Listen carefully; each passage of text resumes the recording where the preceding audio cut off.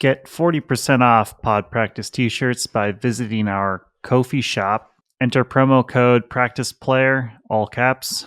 We also offer free shipping to the United States and now ship worldwide. Over here at Pod Practice, we are excited to announce that we are partnering with Greatest Bag to provide you with all of your ultimate bag needs. If you're looking to get a new ultimate bag, head on over to greatestbag.com. And if you use code PodPractice10, you will receive 10% off your purchase. Welcome to Season 3 of Pod Practice with Team USA player Quinn Finer, Team USA Grandmaster player Mikey Lunn, and myself, Alex Atkins. You can now find us on YouTube, Spotify, Apple, and anywhere you listen to your podcasts. We want to keep growing the Pod Practice community, so reach out to us with your thoughts on IG and YouTube at podpractice_pod, or email us at show@podpracticepod.com. I hope you enjoyed the episode. Today we have on Jake Smart, coach of BMO, Brownie in Motion, DiG, and the Boston Glory. Jake and I are old teammates and longtime friends. He is one of the best minds in the game right now. Everything that we asked him, we could definitely tell he had thought of for many, many hours and had an immediate, very thoughtful answer. So I'm very excited for all of you to gain a little bit of insight from one of the best coaches in the sport today.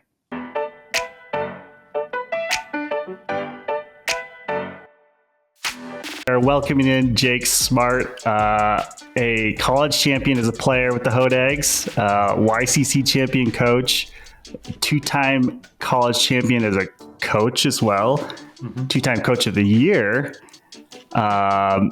and my former teammate, among other accolades. Madison Club, great. Yeah. I was get a look for my Madison Club beanie and put it on. I was literally wearing it the other day, but I couldn't find it. Yeah. Hell yeah. Thanks for having me, guys. How's it going, Jake? Yeah, how's the off season been? Are you in the full swing yet with Brown stuff? Yeah, so my experience is the off season there isn't really one because I'm coaching DiG and Glory and BMO. So it's like just finished the club nationals, wrap up stuff, doing off-season calls with DiG guys, doing recruiting and signing stuff for Glory. And then in 3 days for BMO, we're doing training camp. So damn. On the treadmill. Yeah, I mean, how do you do that? Like, what's your process for balancing all those things and staying not too? Because it's just so much. Like, that's just a lot of workload. Like, what are your tactics for all that? It is a ton. I think that the tactics I have for it are drop a lot of balls, basically, and like have people around me that I trust and can just like carry a huge load, and they do, and I drive them a little crazy, I think, when I don't do some of the stuff I'm supposed to do. But sure. I'm an addict. I don't know, like it's always been pretty easy for me to keep going. What's your commute like? Are you near all of these teams? Yeah, so I live in Providence. Like a year or two into COVID, me and my partner moved from Boston area. So I was like driving down hour and 15 for each practice. And like doing that 4 times a week starts to add up really, really quickly. So now I'm probably like 4 or 5 minutes from the fields. For BMO, and then for DiG, it's a commute, but like DiG and Glory, the practice schedule, as you guys know, after you leave college is much reduced. So it's like right, much more tenable. What are the major differences between the 3 teams, would you say? There's so many differences. Yeah. Let's see. BMO, young. BMO is very different than even most elite college teams, incredibly different from Wisconsin in that a few different things. Like one, it's an Ivy League school. So like academic success is expected. Players are ambitious. They have a ton of like diverse interests that are like really valuable. They're just like going for it in their lives. And I think Brown in particular selects for softer skills, people that are more emotionally intelligent at a young age, certainly that I was. And so right out of the gate, they tend to treat each other really well. But also that means like for a lot of guys, ultimate is certainly not in the top 2 or 3 things that they do. It's like they got irons in the fire. DiG, elite level. Most guys are from smaller schools, local state schools. These guys are committed to ultimate for sure. Anybody playing elite ultimate, paying thousands of dollars a year, has to kind of be a junkie. I would call it like on a spectrum, more blue collar than brown. Some rougher edges for sure. The guys like to hoot and holler. They have a lot of fun. That team is much closer to my experience playing for Wisconsin. Mm-hmm. And it's nice to have like an outlet that helps me remember the good old days. And Glory's a combination, a little bit of college and club. Just we have some college guys, but culturally quite similar to DiG. And I think like that team's finding its sea legs from a culture standpoint, and like Jeff and B Mac, and then the leadership there have been making some big strides. How would you say your philosophy, or can you kind of go over your coaching philosophy in general, and how does it relate to each team? Do you have to adjust at all? Yeah, okay. My coaching philosophy overall. What is my coaching philosophy overall?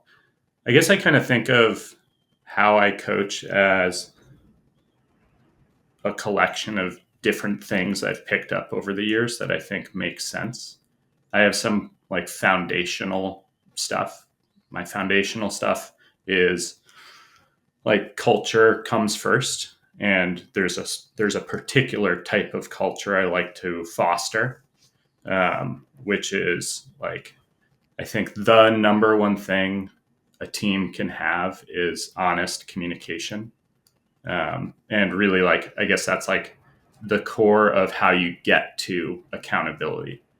So when you think about high performing teams across any sport, they all share one thing in common, and it's ultra high accountability. And like, that doesn't mean that those teams are healthy cultures or safe spaces. One of the ways you can get to a healthy culture is like kind of the Patriot way, like just ruthless, really punishing. Like anytime a mistake occurs, it gets exposed and mocked. And I don't know that those are necessarily like nurturing teams to play for, but it does allow them to clear the threshold of being great, right? I would prefer the cultures that we have in pursuit of accountability be also nurturing at the same time. I think building kind of a pattern of honesty is key. So like that, if I was going to say like one thing that I try to bring to every team that I come to is, let's be honest with each other. Like, you should know where you are on the depth chart. You should know why you're playing and why you're not playing. If a teammate doesn't trust you to do X, you should be hearing about it from that teammate on the spot. I didn't throw it to you in this spot because I thought you would drop it, like, and have a small vented conversation, rather than I played on teams where this is like rife in ultimate, where comfort and safety get conflated. And so in pursuit of keeping your teammate in a good mood and being like, oh, you'll get the next one, because like process wise, you want them to keep going.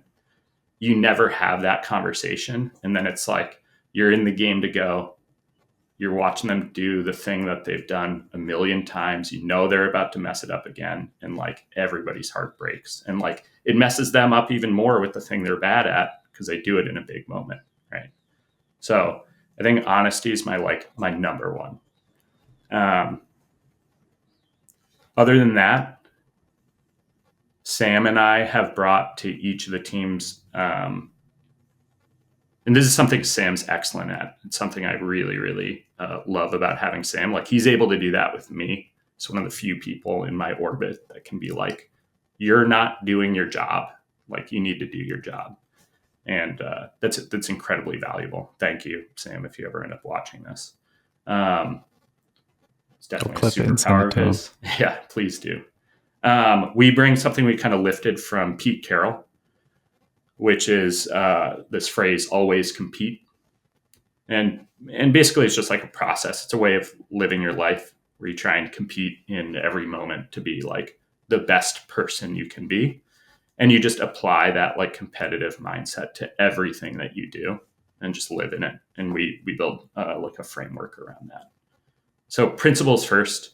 And then I have a bunch of like tech stuff. I have a bunch of how do you teach like pedagogy stuff. That's a little more eclectic, I guess. Well, I might ask you to dive into some of that in a moment. A few things come to mind. First, I was actually listening to an interview of Pat Riley with Dan Le Batard. Okay. And he's been in basketball in the NBA for almost 60 years through various positions and roles. And he was talking about how when he was younger, especially, what his focus was as a coach was basically like drill sergeant, get people as in shape as possible, just make them run. And I think like that heat culture in the NBA, that it's sort of thought of as that, like kind of just whipping them into shape, be it this percentage of body fat, etc. But he also mentioned, he's not a coach anymore. Spoelstra's coaching the Heat, but he talks about how if he were to give his younger self advice, it would, I don't know if he phrased it as ease up a little bit, but he was just very cognizant that a lot of like what he really was super core to him 20, 30, 40 years ago just doesn't really work with this generation of players.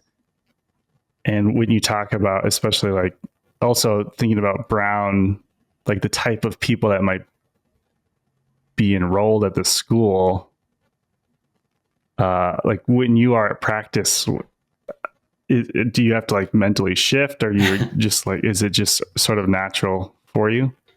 Yeah. Good question. I think probably when I'm at my best, I'm being deliberate about it. I do think there's just some sort of like natural code switching that happens. Not to say I'm like the most socially aware person on the planet, but like, some level of it happens. You just read the person across from you. Would you say you're asking like what would be different about how I approach the guys?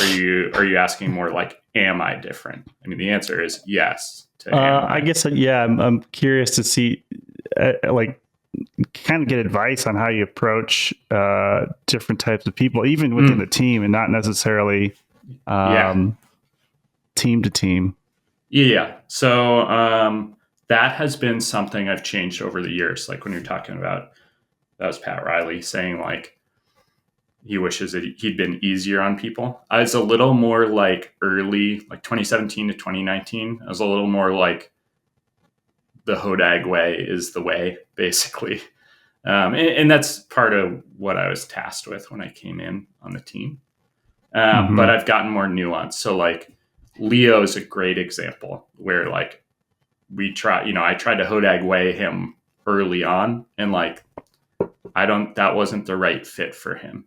And so like him and his class, Cal and Elliot and Jacques and co, were really great for me because they were squeaky wheels and were able to be like, hey, this isn't working for me.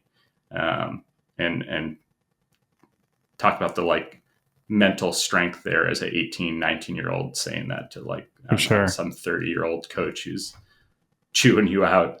So that was a huge like level up to my game, was just like developing other approaches. And I would say the tip I have, or like the way I've done it best, Mostly it's just to ask questions and be genuinely interested in the answer. You care about the guy, you care about the individual, you build the relationship, and you just kind of trust that you guys are going to navigate it together over time. Where there's friction or where that gets tough is how do you speak to the whole team? How do you speak to the whole team in a way that resonates with everybody? I think the answer is you don't. You do speak to the whole team, and you know that 60% of the guys are checked out. You're going to hit 20% per talk really well, and the other 20 will be like, yeah, I think I could do that. And then you just kind of trust that, over time, hopefully 1 of 10 things you say to the team will hit for one guy. And really, if you can get the leaders enabled, it can save a lot of that. So broadly, my approach has been ask questions, and that's how I've develop the relationship, have rapport. Yeah. How do you facilitate that honest communication and the honest conversations that you were talking about? Because I feel like it's something that resonates me, but it's so difficult. You know what I mean? Especially when you don't necessarily have that embedded into your culture. It's one thing to be like, yeah, I'm just going to go tell so-and-so that when you try to throw this inside out, whatever, flick huck, I think it's really a bad idea because you're not that good at it. And maybe if you want to do it, you should work on it more. That's what I think. But then there's the difficulty in having that conversation.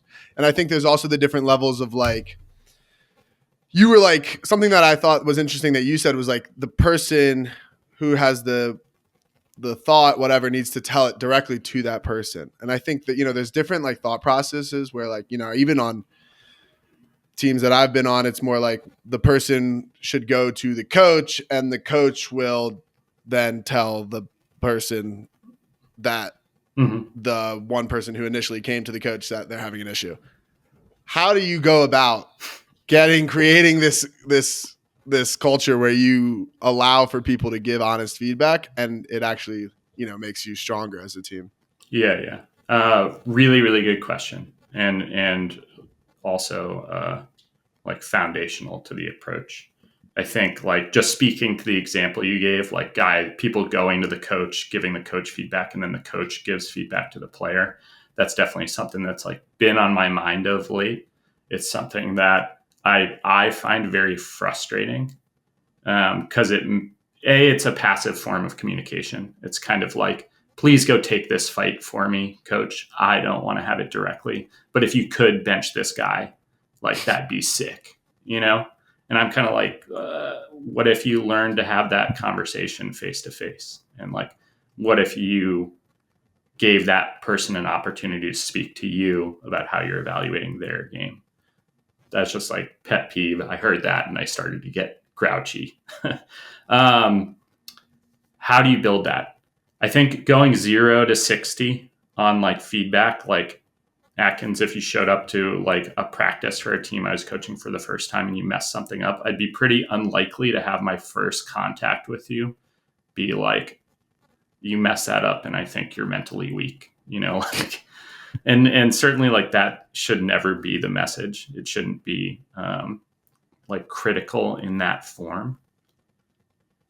I think there's a few different things. One is there's pre-work. We do this cultural work early in the season. There's this thing that we lifted from, I forget his name. I think it's Mark Bennett. He was on this podcast called The Way of Champions. It's just they have coach guests come on and they interview them. And it's nice just to get a little slice of life from other sports. I'll listen to it on my runs.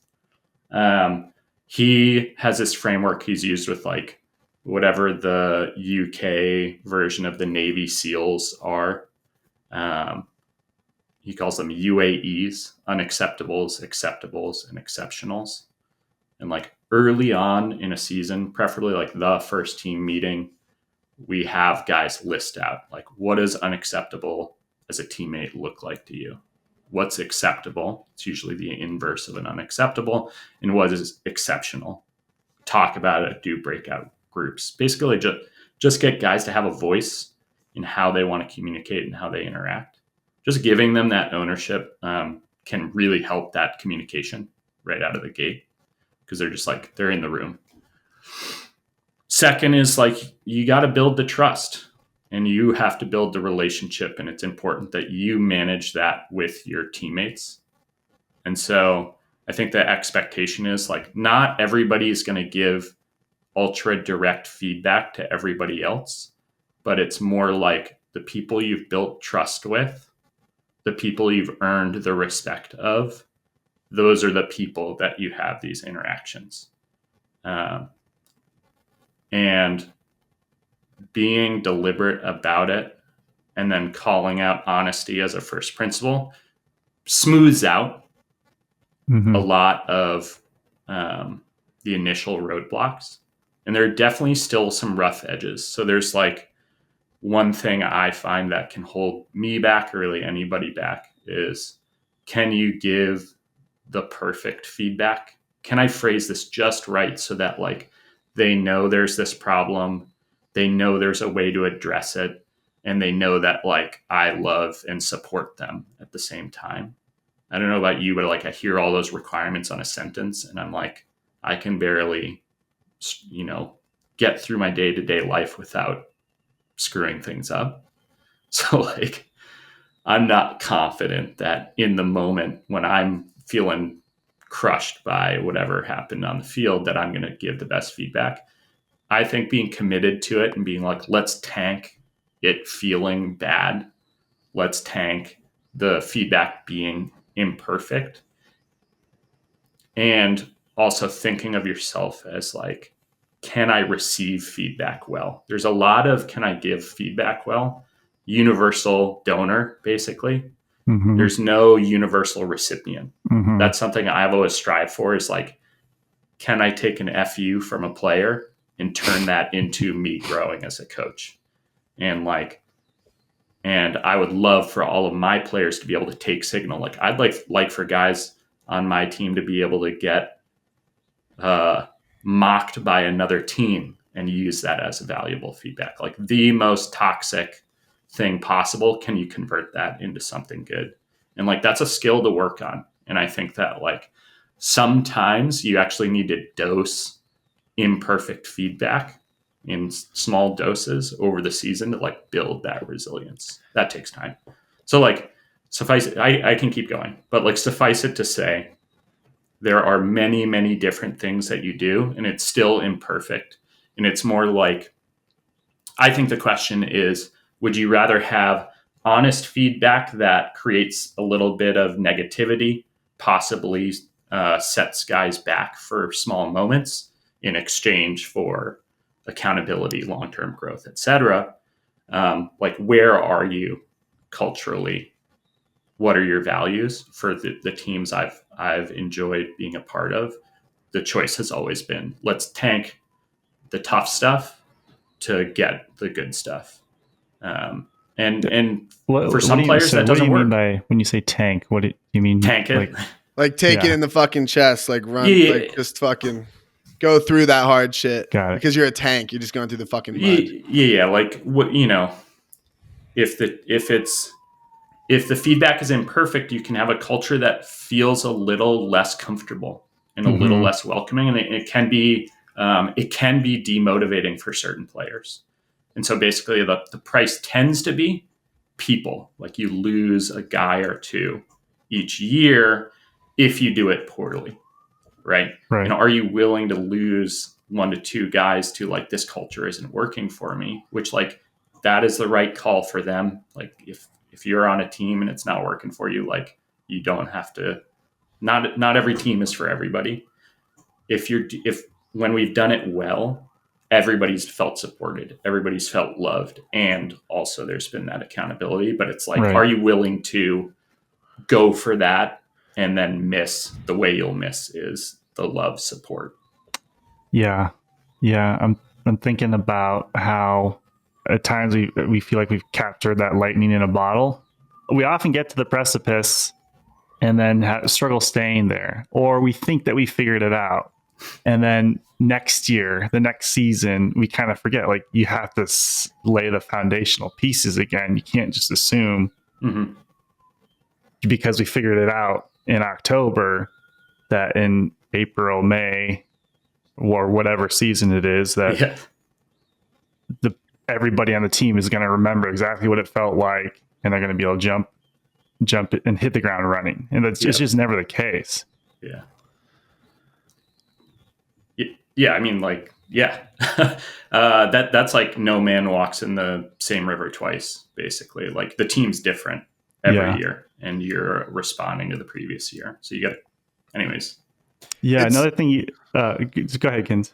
Well, I was just kind of agreeing with how what you were saying, Jake, like resonated so much with me, especially like the couple things on like one, like that I'm someone who, like, you know, when I play, I have a fuck ton of thoughts going through my head. So figuring out which ones to tell people, it's always like a big thing for me. And like one of the things that you were talking about is like trying to give that perfect feedback. Like I've had so many conversations around like, well, you got to like deliver it this way and you got to think about, and of course, like I want that so deep in me to like give this perfect feedback. But a lot of the times when it comes out is in a more like emotional state. Like maybe we just fucked up the point. I'm a little bit pissed off and I'm just like, you know, we're next to each other and I'm like, no, dude, I just like, I can't, like, if you're doing that, I just like can't do it, you know? Right. And it's like, because in like the calm states, like the courage it requires for me to like go up to someone and be like, hey, like, I don't think, you know, when you do this, it's good. Or like, I think this is something you could improve on. It's like, you get that like pit, like trying to like go up to someone. I get like that pit in my stomach, like in a, just a normal, like, you know, we're just chilling on this, like after practice or whatever, we're just hanging out. And to like go and try to bring up like that. And like, for me, I found that like a lot of the times it comes in just like a burst of emotion. Like it just came out of me. It's not like something that thought, but I also have found that a lot of the times, God, when it's like out and it's just like been out there and maybe, yeah, it sucked like in the moment, like we got in like a little argument, but then like a little bit after, like we can reconvene and just be like, yeah, you know, I know it didn't come out the way I wanted, but we're both like humans. And like the person comes up and is like, you know, after they've reflected, be like, yeah, that is something I want to work on. And like, I know you didn't mean it. And I'm like, yeah, and I'm sorry that you know, it came out that way.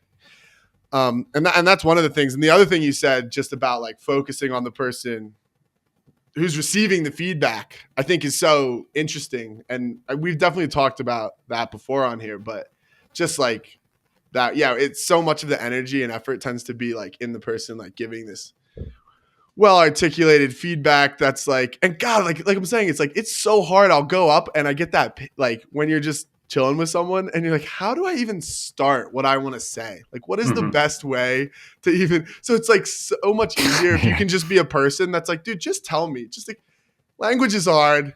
Communication is hard. Just get it out. What are you trying to tell me? And I'll just receive it and give me a second. And, you know, because it's like, I wish I could just be like, fucking, I don't know, like Hemingway and like write it down for you. And it's like this, like, it's like a novel of like beauty and you just like received in this perfect way. But it's just so difficult to do that. Yeah, totally. Yeah. For me, like I feel that pit just like anybody else. The thing that helps me is like, there's actually something that like the Hodags would talk about a lot, which is like how it's going to feel at the end of the season.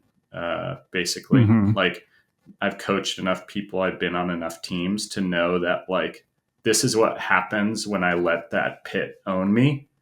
And like, I see it ruin a season for a player and relationships, I see it ruin it for a you know? team. Yeah. That's what I've been noticing it like after, you know, we've had a couple of tough seasons here in Colorado, both on the Summit and for Bravo. And I would say overall the culture is still very strong, but I've been noticing it lately. It's like, if you don't get that stuff out, like the resentment that builds up and the effect it has on relationships and then how that just can trickle to like more and more things. And maybe, you know, you can't talk about it to the person you want to, so you're talking about it to other people instead. And it just starts this really, really do you think negative spiral. People are is it more like an insecurity, a fear of the confrontation, or they maybe not fully reflecting on their motivations? Like when you think about if I'm like angry at Jake or angry at Kins for something they did on the field, and I'm not expressing it to them, like maybe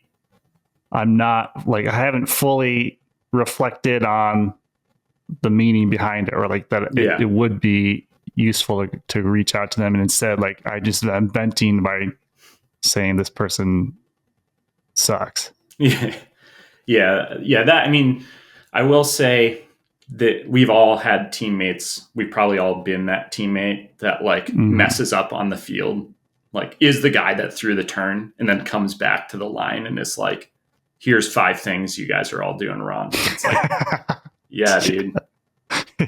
Totally. Definitely have been that guy. Noticed that guy. Guy.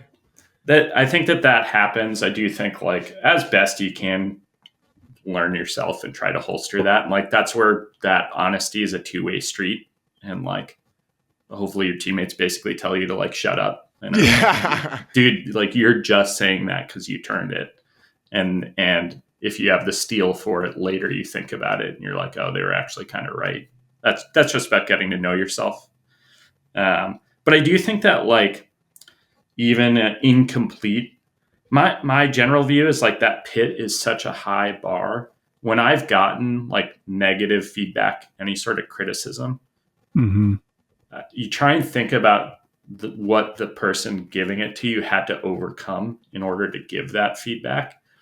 And you kind of realize like almost every criticism you've ever gotten in your life on some level is like correct. I forget who said this, but it was something to the effect of like the criticisms you get, especially in leadership, are almost always right. It's like, you know, whatever X isn't working for me. Like they're speaking about themselves. They're probably right. And then whatever the solution is almost always wrong. Like don't take other people's solutions, but do trust when they're like, hey, your flick looks pretty janky. I think your cutting isn't really working within our set. Like that stuff's right. And they'll be like, then try this. And it's like, they don't really know what you're working with. They don't know what your internal tools are. So I wouldn't overthink their solve necessarily, but the criticisms are almost always, it's so hard to give feedback like that. So you really got to, like most people think it for like weeks and weeks and weeks and they collect data. And then finally they say something and your defense mechanism might be, he's just saying that because he's having a bad practice, but you're kind of ignoring how hard it is to give that feedback. That's really interesting. Yeah. And I can think of how sometimes people will ask for specific examples. And I'm thinking of like when I'm in a heightened state and just I'm having my temper tantrum and things are just coming out and maybe I tell Kins like you turn over that high back and all the time. This doesn't happen, but as an example. And then he wants a bunch of examples, and I just like cannot think of a specific one, and it that's just like that's such a life get thing. Frustrated, and then it's like anyone who's like any relationship ever has gone through this. It's like you do this all the time. When I don't know, name one time. I feel like it, but I can't remember. Yeah. How do you figure out when you're gonna give feedback to people? Like when like we're talking about. Yeah, just how do you know when it's time? I try to do it when I think of it, just because like I don't want to forget it, right? And just like when you coach a bunch of people, it's like if I have a 1-minute interaction with each player or something, like that's a whole practice spent of me just yapping and not watching the team play at all. So like you kind of. I think just as a coach, you have to like go for it right away. And then I think like probably there are moments like not to do, like I would never give a guy throwing form tips at nationals. Like that's just totally nuts. Like the ship has sailed. Right. They're throwing the way they're throwing, stuff like that. But trying to be always in a state. So like this is something I've tried to have with all of my teams where like we're always in a state of adjusting. And just like tiny little tuning all the time. because that's actually the skill of being good. It's not what you do on the field, but like, can you react to what's happening and adjust your play?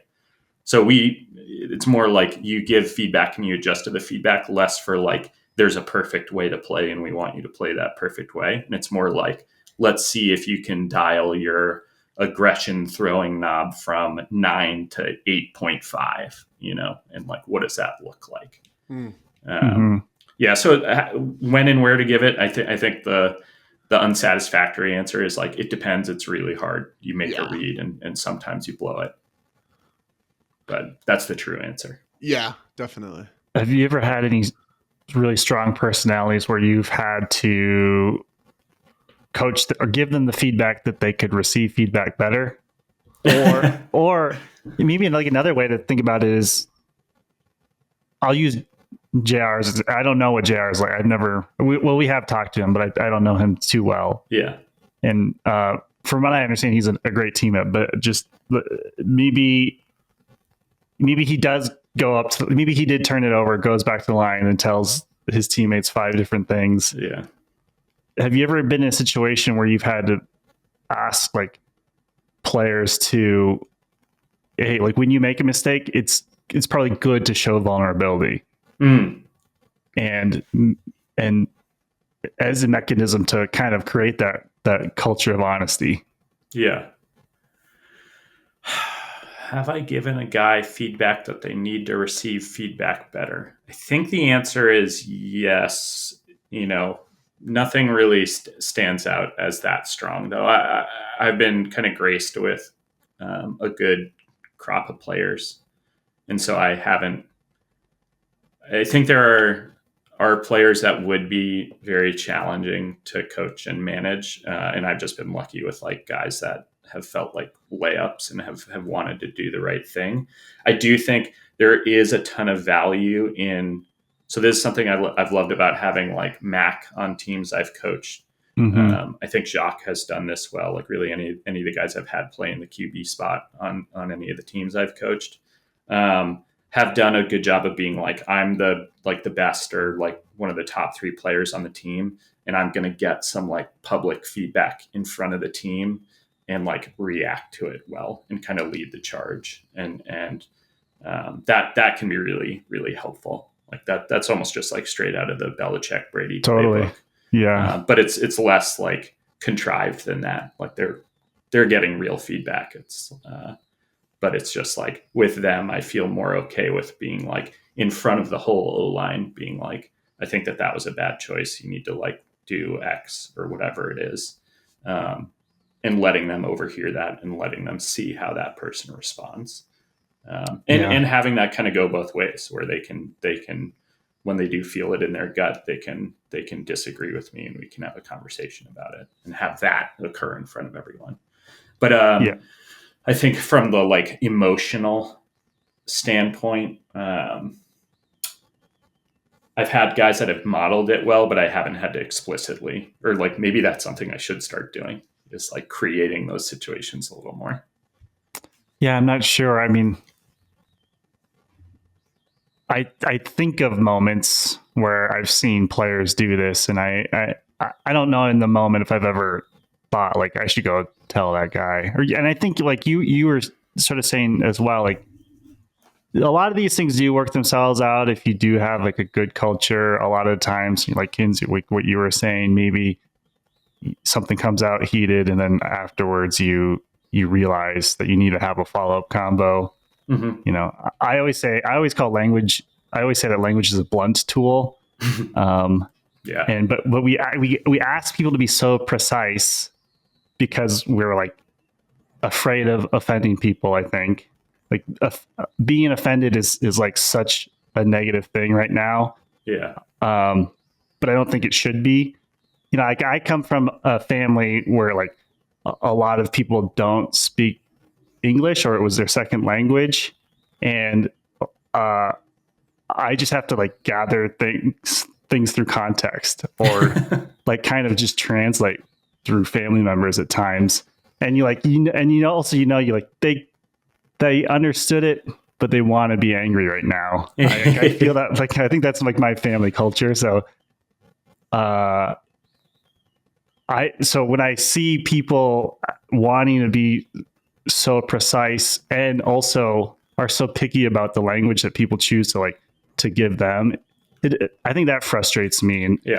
And I probably, the kids probably know this. It is a pet peeve of mine. And then I lose my temper. And then everybody's like, why the fuck is Mike angry right now? Like, dude, we're just talking.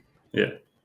Yeah, that's up. Yeah, I mean, there's probably a bunch of like social, large scale kind of macro social reasons for this, but there is, at least in the zeitgeist, like people curate their own lives a lot more, and so they get kind of kicked out of their comfort zone a lot less, and that means when things aren't exactly in their lane, when the algorithm has not perfectly curated their life, it's like, get this thing away from usually me. I Like swipe something's left, wrong I thumbs down, whatever on the phone. And there's like, I don't know, there's something to be gained from like a little bit of friction in your life.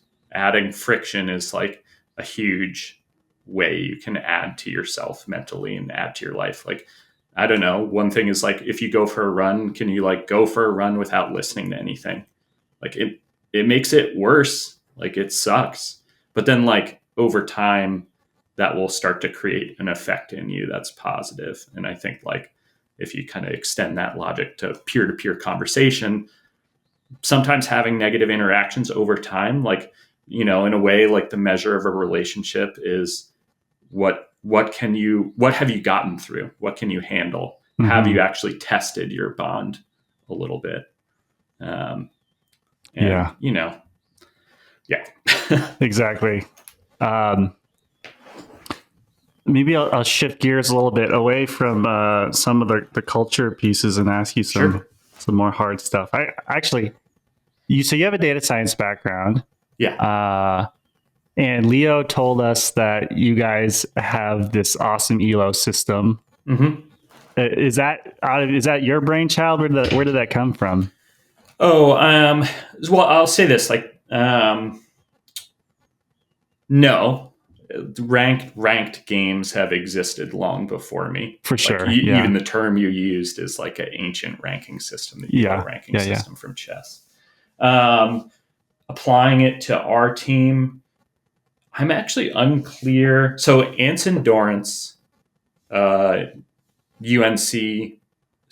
women's soccer coach, women's national team soccer coach, like 22, 23 time national champion or something like that. A few. Wow. Yeah. There's another successful North Carolina program. Well, I guess they have a bunch of them. Yes. Great sports culture. He did this with those teams, and he did this to foster a competitive environment, in an environment where he felt like there was insufficient competition. And so he did this, scored everything, and like would post it almost like High School Musical style. Like there's just like a piece of paper on a door somewhere being like, Mia Hamm's at the top or whatever it is, right? Because she won all the ones this week and she ran the best beat test. They did that. I can't remember, and maybe it doesn't super matter who came up with it. At some point, I learned about that. And also around the same time, we started doing this at BMO practice. And that was in pursuit of like making our practices more competitive. How that ranking occurs, we actually use we use Microsoft's algorithm for Halo 2. So I played a ton of like competitive shooter games in my day, and I'm definitely a gamer. And so we just have applied that algorithm, and it's effectively like a chess ELO ranking system, but it works for team environments. So it's just straight plug and play from Halo 2? No, there's some finesse in it, and I have like a collaborator who I've never met, like a GitHub collaborator on one of the Python packages that implements the algorithm. But basically there's with some finesse, I got a bunch of code that does this, we can take like a game of 3v3s and turn it into something that's rankable. That is so cool. I'm so happy it's from Halo. Halo 2 was a little bit before my time, but my like first game that I got into was Halo 4, I guess in like early high school. Yeah. And, oh my God, that game was so much fun. Yeah. Yeah. So basically what we did is we took that algorithm and then kind of combined it with like how Overwatch or like League of Legends does like a ranking system with some iconography and some tiering and stuff like that. And there's some colors and there's an aesthetic to it. God, that sounds so cool. Is everybody going to a web page? Yeah. So there's a spot they can go to. They can all see it, and then like at the end, we kind of divide our season up into sub seasons, and we like give out awards. There are these patches that I embroider. For the team. That's so cool. That's so cool. Oh my God, which has been a ton of fun. Yeah, this sounds really fun. This is the most asked question we've had was after Leo was on talking about this, and tons of people have requested us to like, do you have the algorithm? Can you share it with us? And a listener who I think is maybe from Madison, Sam, do you know a Sam Fronick? I think is his name. He sent us something. I don't think it's what you guys use, but it was what he is using. Okay. The name of the algorithm, I can just say it's called TrueSkill. So it's the Microsoft TrueSkill algorithm. It was created to be able to rank people playing like shooter games of various sizes. It's a public package, and then there's like various implementations of it. So like TrueSkill through time is an improved version of it, but like we use, you're in the software space, right, Mikey? Like we build stuff on either side of it to make it actually do what we want it to do.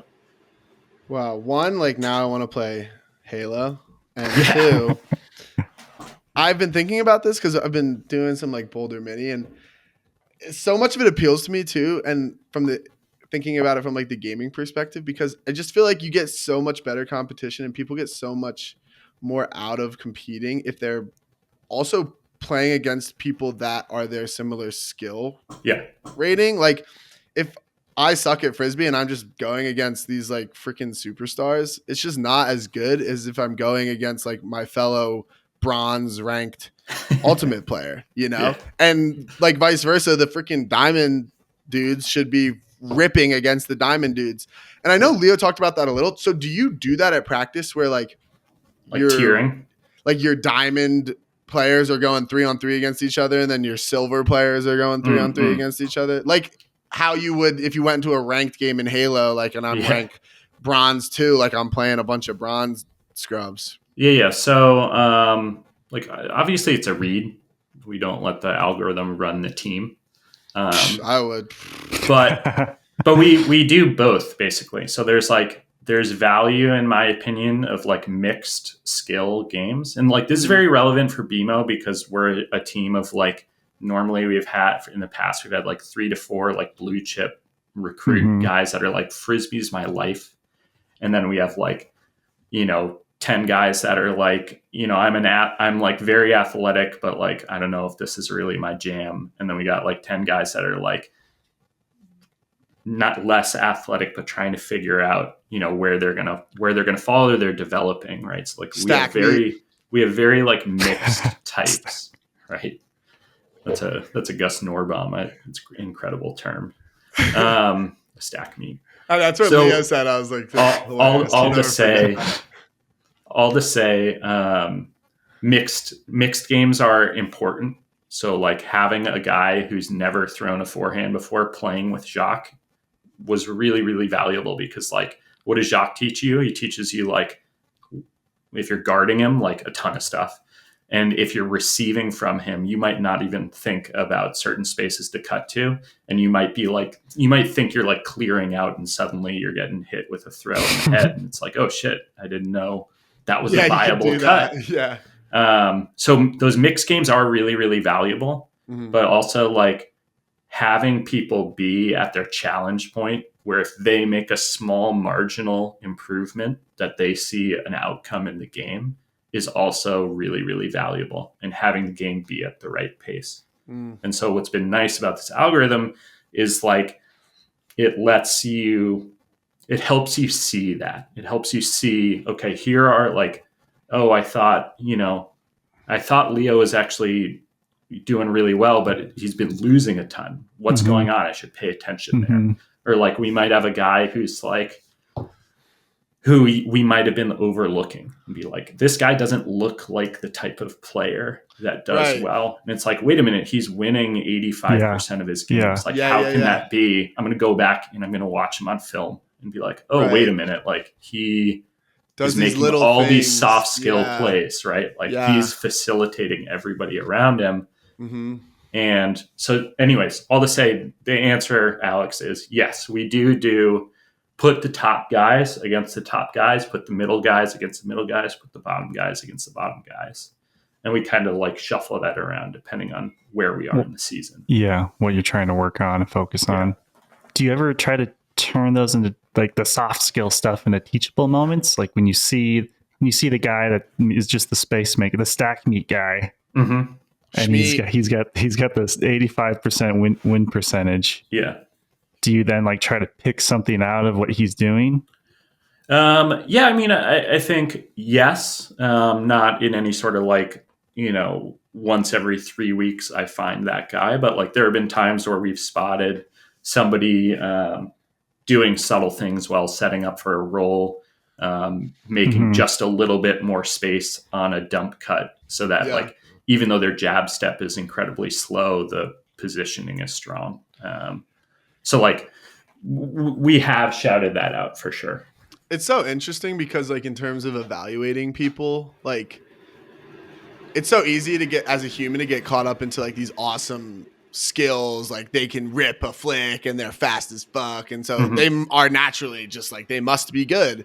And then there's these things that can just so easily go unnoticed, especially to like not as trained of an eye, where that's why I think something that's so interesting about this is just like, what are these little things that you don't necessarily pick up on all the time that make, someone with less skills, but they're doing super well, really good, and vice versa? Like, what is this person that has all the talent to be this incredible player, but what are the little things that they're lacking and not doing that could really improve their game? And then like the other thing it just makes me think of is like, the role in which they're on, because it's a team sport. It's like the little things that this player is doing on this 3v3 team might work really well. But if you put them on a different 3v, like if this space clearing guy and he's playing with, I don't know, whoever, like two really, aggro players, then yes, he's perfect on that team. And it makes sense that he's winning. But now if you put the space clearing guy on a team with other like more passive players, all of a sudden his elo is going way down. So there's just so many different ways you can look at it. But that's why I love it, because I just love like the more information you can have to make decisions. It's just so interesting. It's also why I like the UFA, because there's just more stuff to look at. there is more. But like if you track it, you can identify that stuff.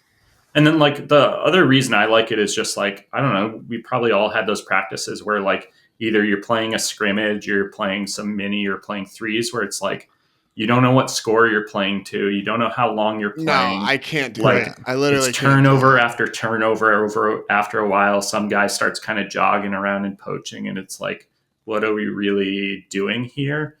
Having a score and just having it matter lets you helps energize you. It's just like, why not give guys that care about that a boost? And some guys don't care. They can just like go for it. Yeah. In spite of anything, like great for them. Which is awesome, but Godspeed to them. But like they also don't really need any help. And for the guys that do want a boost or do get a boost from this, it also lets you practice caring about an outcome. For sure. Getting disappointed with your teammates, having the like honest conversation, like, you just cost me X whatever points. Like I've never seen that interaction happen, but like I've seen guys get heated when their teammates mess up, and it lets you try that in a very controlled environment where we can give guys feedback about like how they're even processing winning or losing a game. So what is the structure of your one of your practices like? Is it warm up and then you straight into an always compete, Yeah. So a main session? talking like philosophy, pedagogy stuff, I'm incredibly anti-drill as somebody who was taught via drills his whole career. Hodags love the 4 lines, Oh yeah. or at least did. I remember trying to remember like Hector calling it Dragon Strike. Dragon maybe? Strike. Yeah. That was like the team name for it. And Hector taught me like I owe him a tremendous amount. Yeah, he's amazing. Just like he did so much for me. But yeah, a typical practice. Anyways, no drills. Games are the best teacher, basically. Not to say we don't do skill development, but like skill development within the game. We're not teaching you how to throw a flick by like, here's how you grip it, here's how you swing it, go stand and like throw 20 throws. And like, that's how you're going to learn how to throw a flick. I think like any skill you learn, then, Atkins, you're talking about like soft skills earlier and how to identify them. Like decision making and vision are like the least focused skills. You ask guys what they're working on. Right. They're going to a field with a stack of 20 discs and they're all trying to add 5 yards to their flick or their backhand huck. Right. And like you need, I would call that an action capacity. You need the ability to throw it far and it's good to work on it. But like, what makes a Jacques or a Mac so special is like it's here. Like I think there are probably 100 guys in the division at the elite level that can like produce the throws they throw. But it's about like what tool do you reach for? What do you see? When do you do it? Yeah. And you apply that thinking all the way down to a beginning player. How do you teach that over time? I believe action capacity can be built on a player's own time if they're really lacking it. But like almost as soon as possible, get the guy in a game where he has to choose to use the tool, right? And he has to make a read because that's part of throwing a flick is should you throw a flick? Right. And that's every time you do it. Is it actually the right thing to use? Should you throw something else? And if you're not practicing that, you're going to mess up your flicks because you're going to be using them in situation. You're going to answer the should you throw it question wrong and you're going to force it. And then you're going to go through the loop of like, I'm a head case. I can't execute this thing. And then you go and you go and you go. And then you have the yips basically.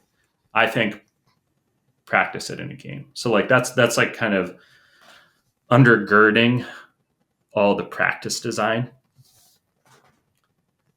Our practice design is games. Games are fun. So prior to doing active warm-up, we do something goofy, preferably with a disc, sometimes not. Like DiG got into handball because of the Olympics, like towel tag, stuff like that, or just like some like boot, Gultimate, if we're on a field where you can hammer stakes in. We used to like, that's how we do ranked Gultimate is like 10 minutes before our active warm-up. You play a Gulti game, goes in the rankings. Active warm-up and then games of varying sizes, varying rule sets to force the team to play a certain way. But like over the past 3 or 4 years at Brown, I think we ran one drill. It was prior to our UNC game at Nationals, just working on like a certain like high side roll that I think we thought would be important. The team hated it. It went terrible. We lost that game. Like, well, was that the multi-stoppage game? That was the one with all the lightning delays. Yeah.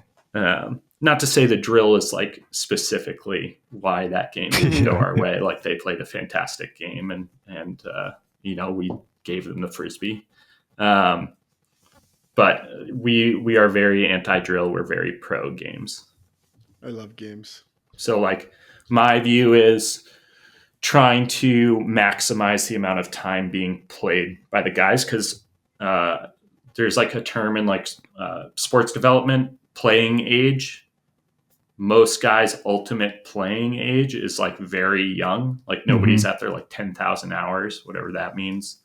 But you look at other sports, guys playing soccer at the elite level or something, and you think about like how much soccer they've played.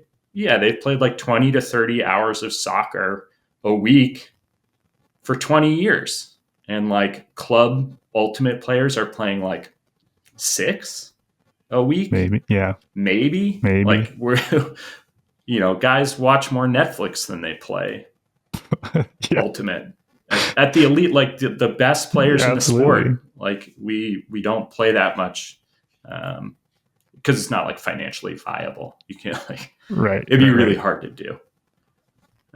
So I think about playing age, and for Brown in particular, like most guys haven't played a lot of ultimate.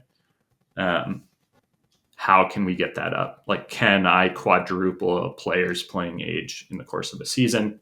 Let's have practice be 80 to 90%, some slice of the game.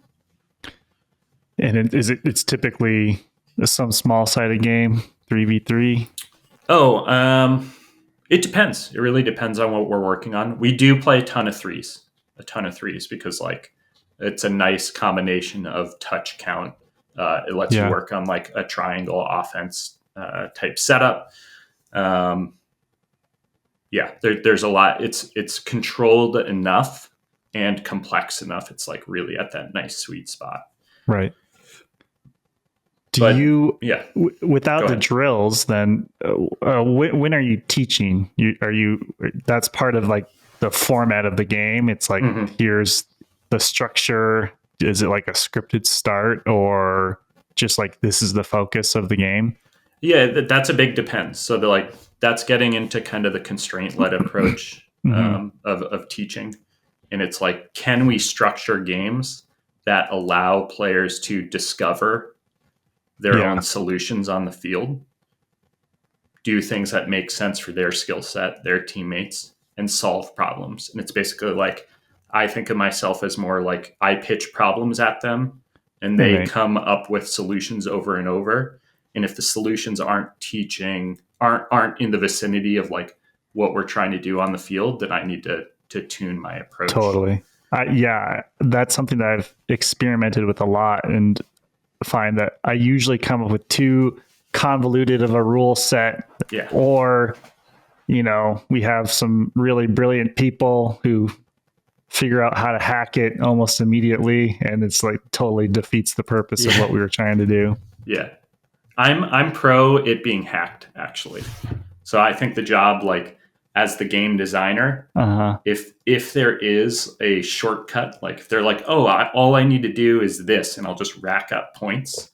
I know they're going to be trying to, like, we might have a get it across the middle of the field earns you some type of bonus points.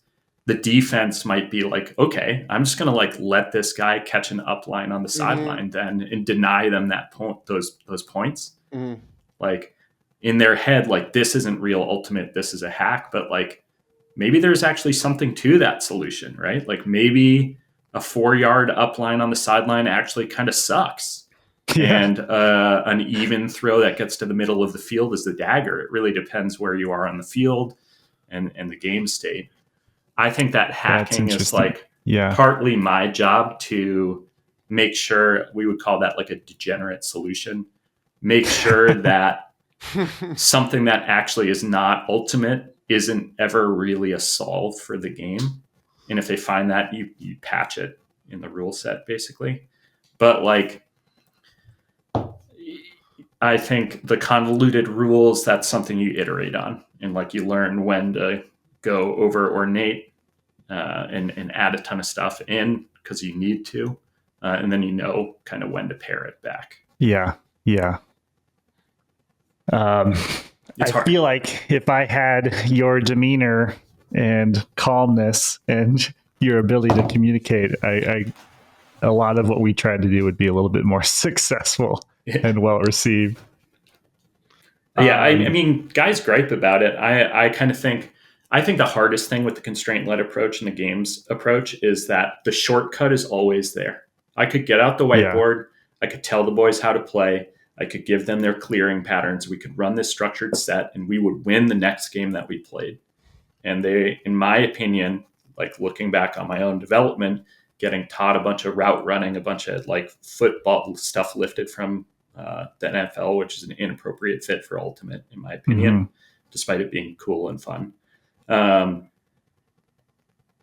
it hamstrings their development in their creativity, basically. And so like my thing is I'd rather lose in November and January and February and March and in April and win at the end of the season. And I'd rather create people that can like create players that can think for themselves and can solve abstract problems. Right. And go that way rather than like, you just like got to hold back basically and be like, I know we could win this game right now. And I'm just I'm not going to tell them to do it.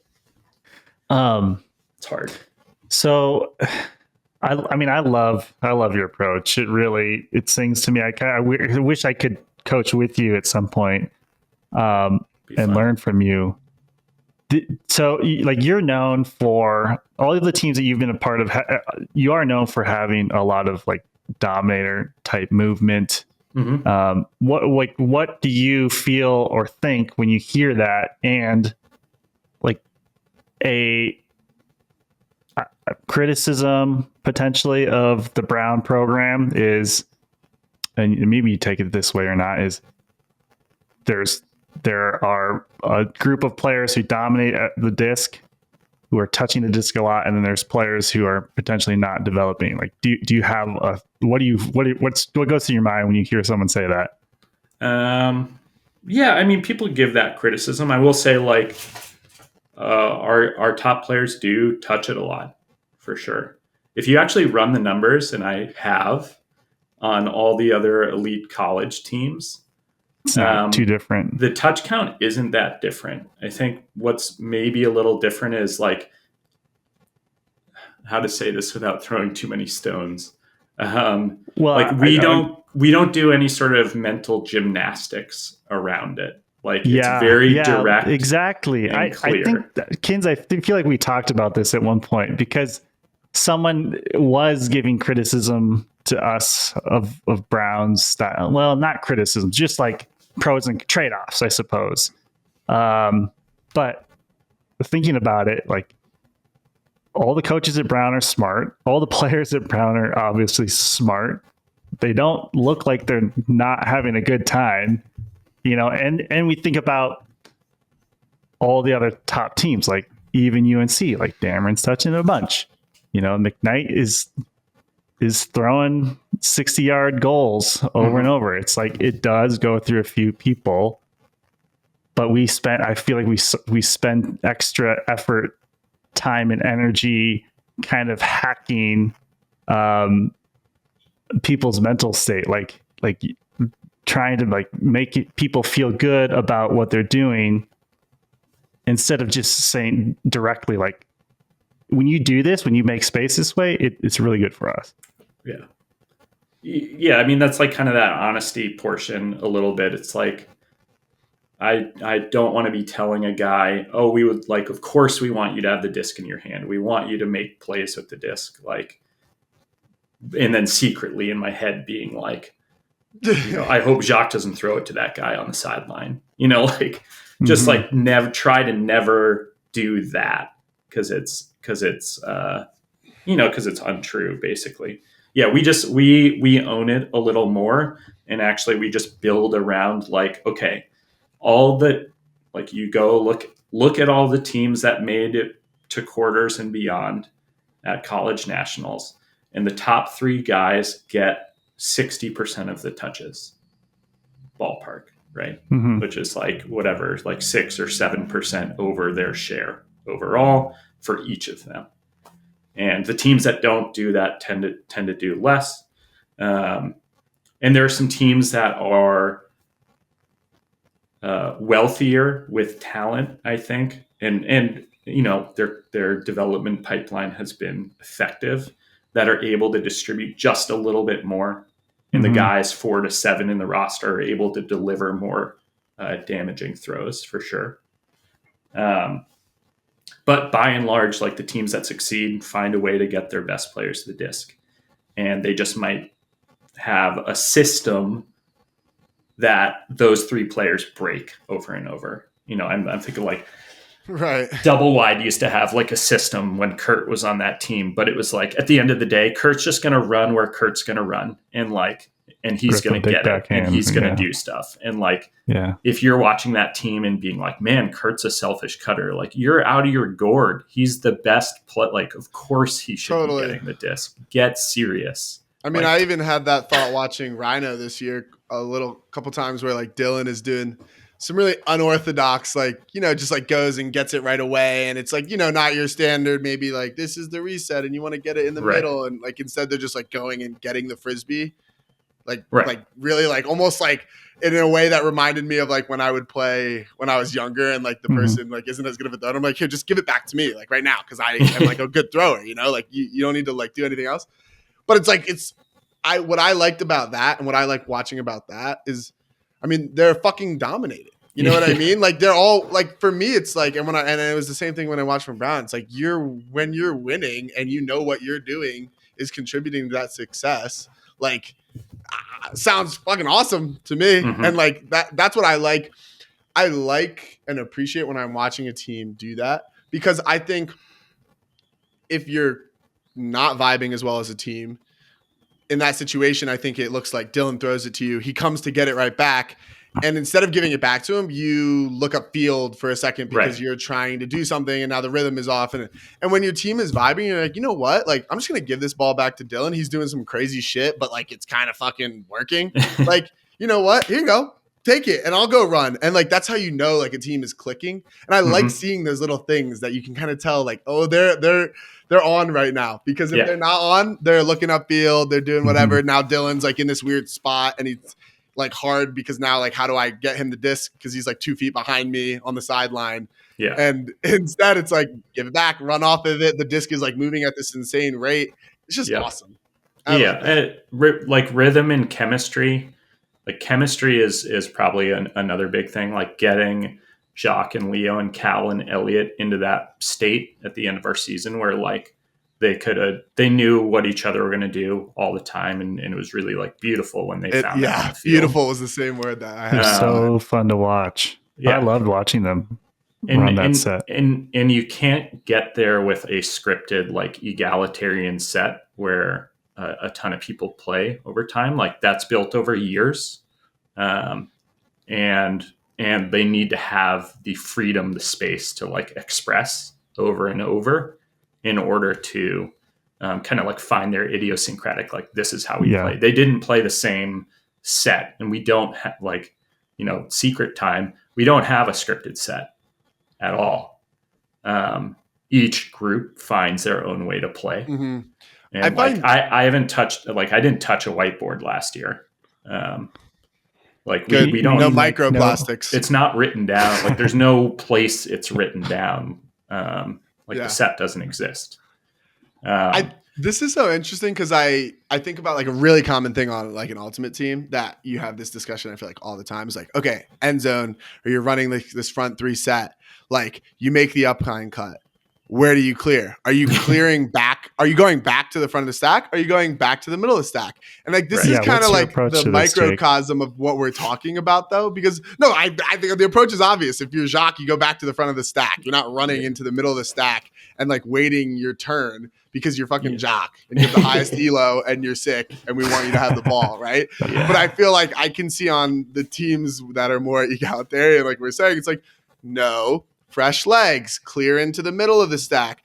And I see both approaches working depending on the skill set of your team and depending on what team it is. Like, maybe you're on a World Games team. Maybe you clear to the middle of the stack because there's a lot of mouths to feed and everyone's pretty good and can run the set.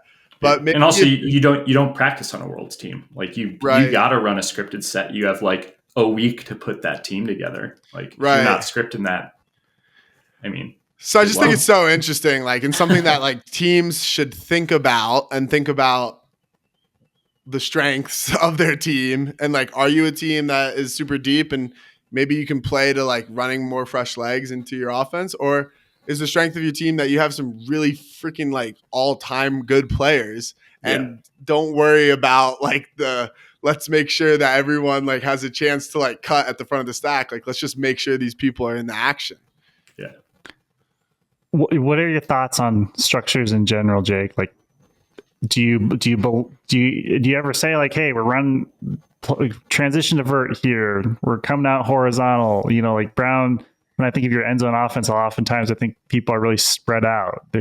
We're hitting all corners of the end zone. Yeah. Do you guide them that way? And so I mean, we talk about shape. Like, there's a discussion of shape for sure.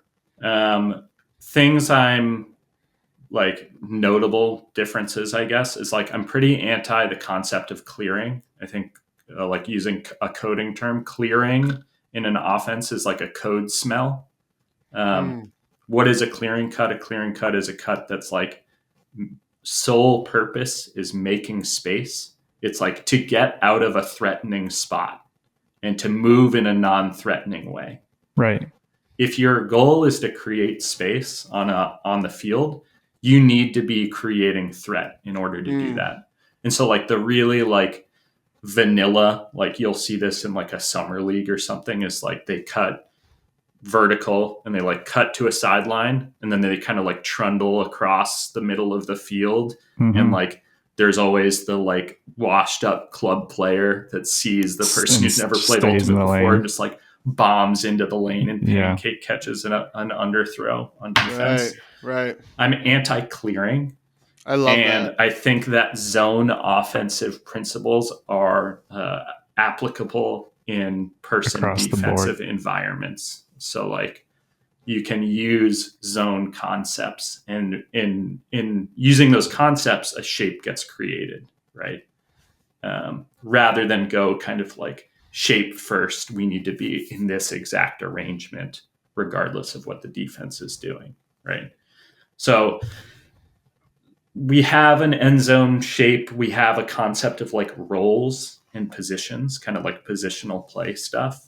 But I think it's a little less heavy-handed than maybe it might seem, or like might be shown on the field. Sure.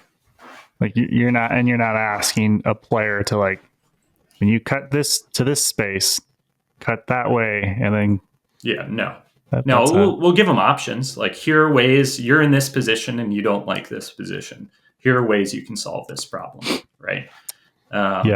And you know, and it's a read basically. Like the task they have is like win the end zone game, win the threes game, win the sevens game, and like try a bunch of stuff. And it's not like always do this. It's like, if you're on a line with like Jacques and Emmett, stay in the set. When you're on a line with Jacques and Leo, get out of the set, or like whatever it is. That's always going to be a read. Who's defending who? What's the wind like? How's it look? You know, the answer is it depends. Totally. When I think it was at Smoky Mountain. I think maybe it was Kansas last year. I can't remember. I ran into you near the HQ area, and I just asked you about, I think, 3v3 stuff, and then you gave me the phrase pause and read, which I love, and Kins has now heard me say a million times, and also I've credited you with that.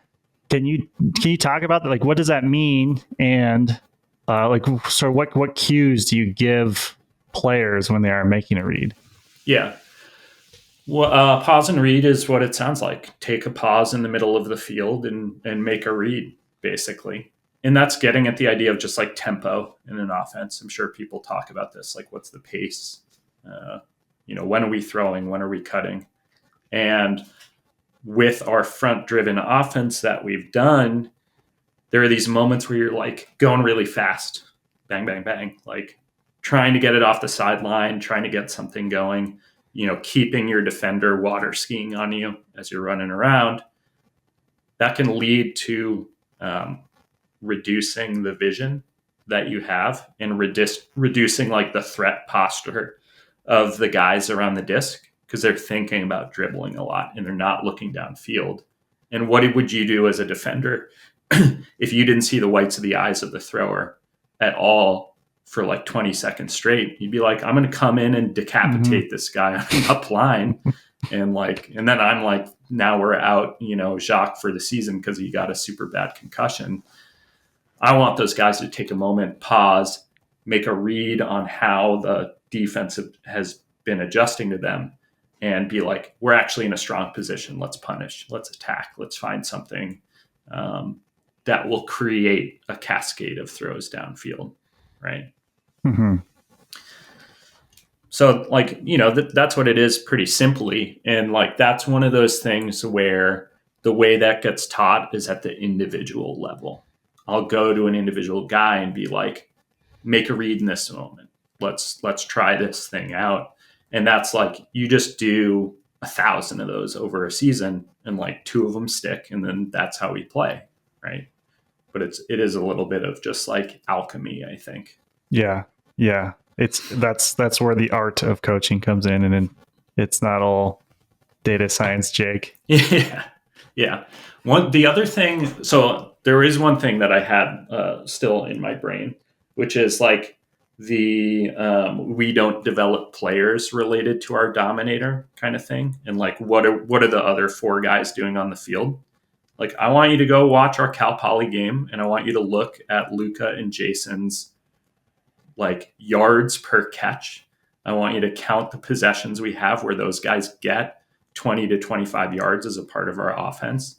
And like, ask, for the critics, like, ask yourself the honest question, like, was that a part of us scoring? And was that actually a really, really big deal? And did that let Jacques and Leo dead sprint down the field with their defender who had been told play ultra physical on these guys, make everything hard, suddenly have to guard a 60-yard up line cut?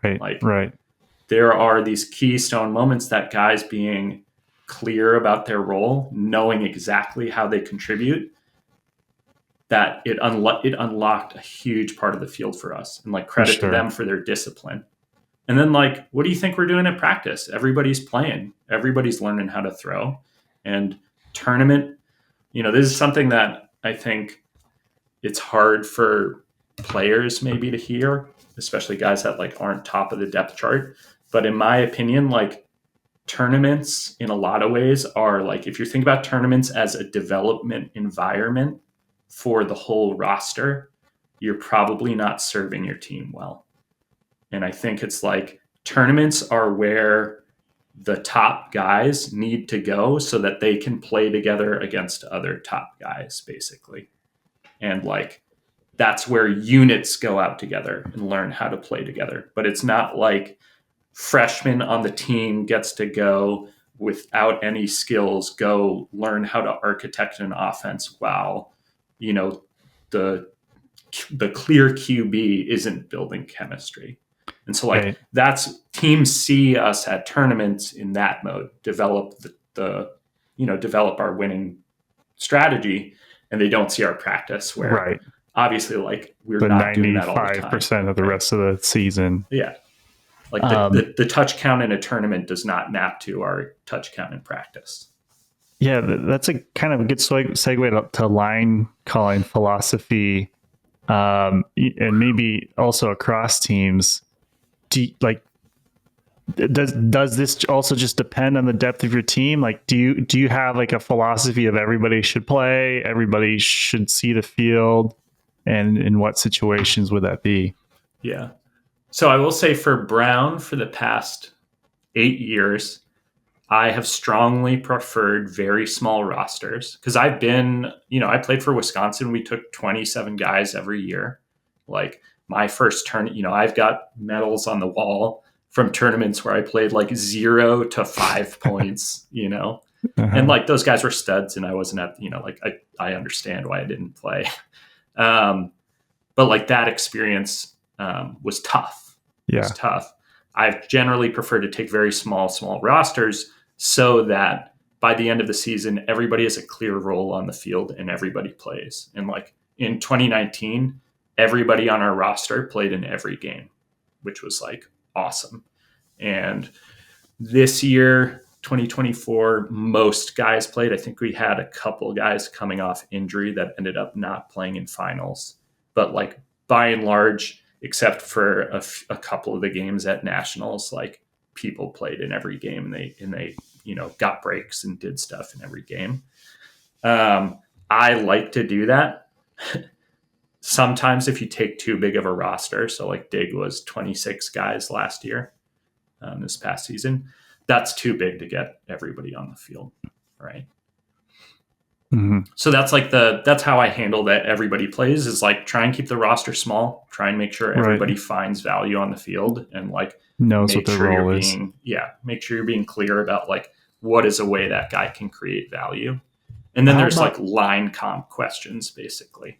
Yeah, I'm curious what you think about best players crossing over, or best players, are they reserved for offense, defense? And what situations do you think about crossing guys over?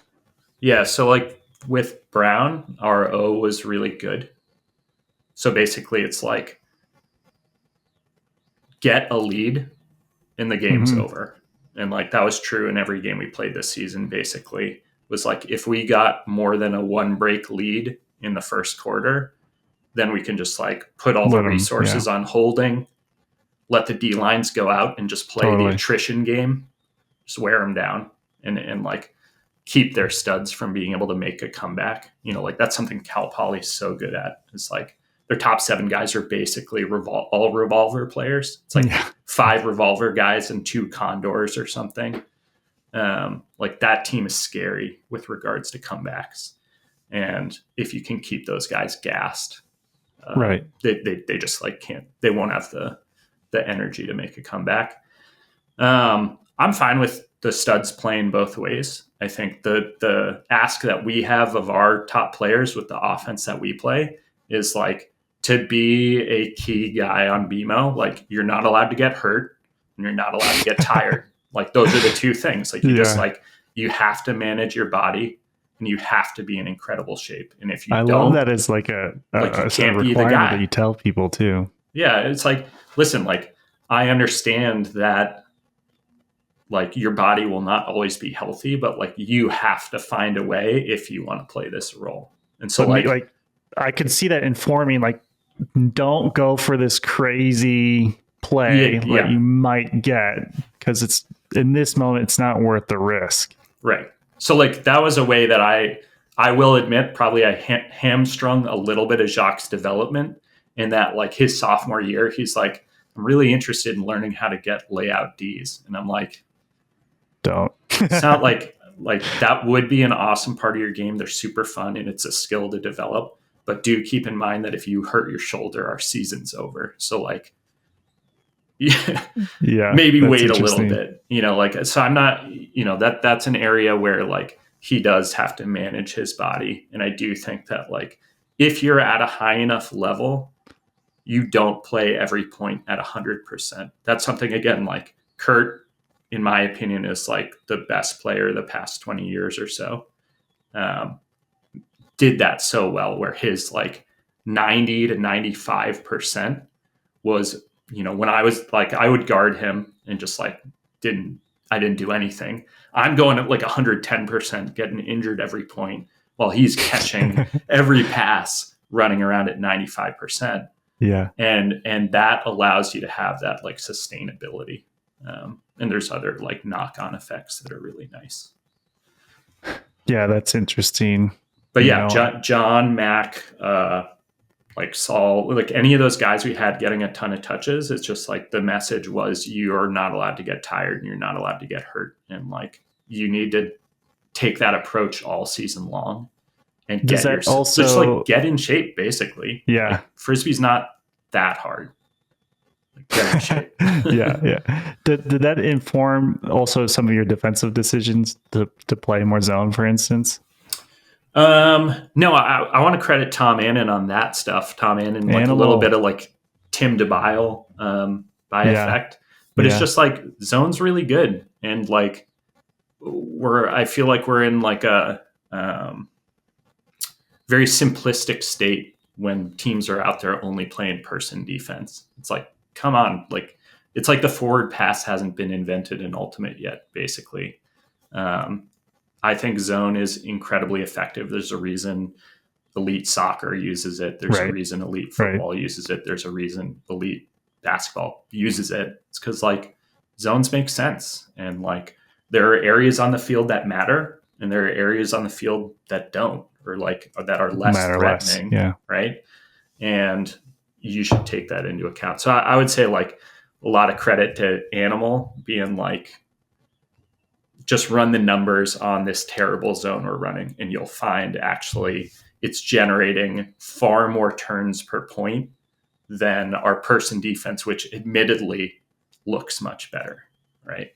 We're this close to a ton of blocks over and over. And it's like this horrible zone that gives up 50 yards for free seems to always get guys to throw it out the back. Like the numbers just exactly, that's where that came from. It's always good to have data to back that up too. Yeah. And then to your point though, like we can park a stud thrower as a deep and right.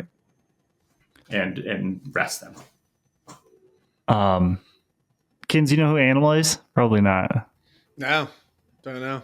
I was so stoked that he got that 2016 championship with Ironside. Yeah, he's a. I get Jake. Will you tell Kins who Animal is? Tom Annan, he played Hodags, I think 2005 to 2009, two-time champion. He was like the he's like the second in command on Muffin's D line, Brandon Malachek's D line facility. His thing was like walk up to the cone, the downwind trap cone, tap it in, and throw a perfect break throw to Muffin, and then Muffin throws a meatball to one of our giant guys Shane, for our whole D line offense. Yeah, Shane or Drew, Blocky. Yeah, great group. He's out here in Colorado.